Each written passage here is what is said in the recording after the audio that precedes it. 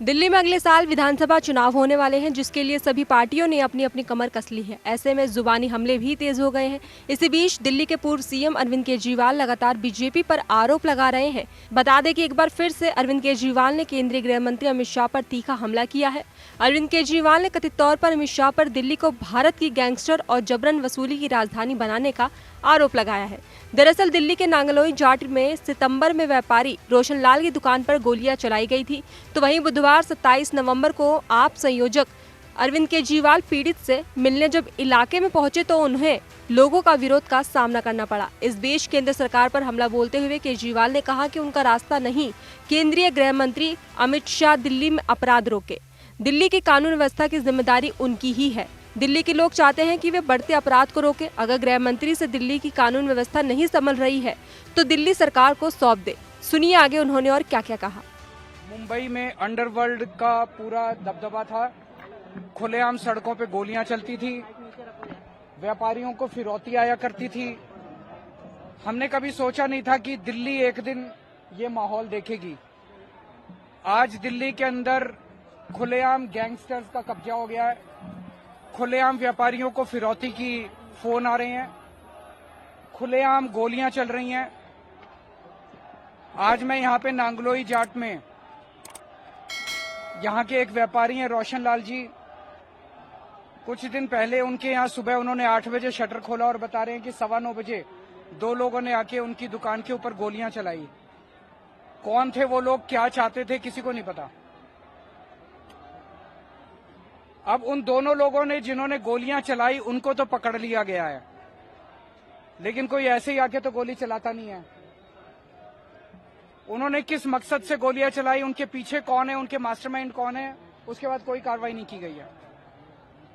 आज मैं इनसे मिलने के लिए आया था, मेरा और कोई मकसद नहीं था। मैं दिल्ली का पहले मुख्यमंत्री था। आम आदमी पार्टी जो कि राष्ट्रीय पार्टी है उसका मैं राष्ट्रीय संयोजक हूं। जनता के बीच में रहता हूं, जनता की समस्याओं को उठाना मेरा धर्म है। उस नाते मैं उनसे मिलने के लिए आया था, तो मैं ये देख रहा हूं यहाँ पे बीजेपी ने अपने हजारों कार्यकर्ता इकट्ठे कर दिए हैं।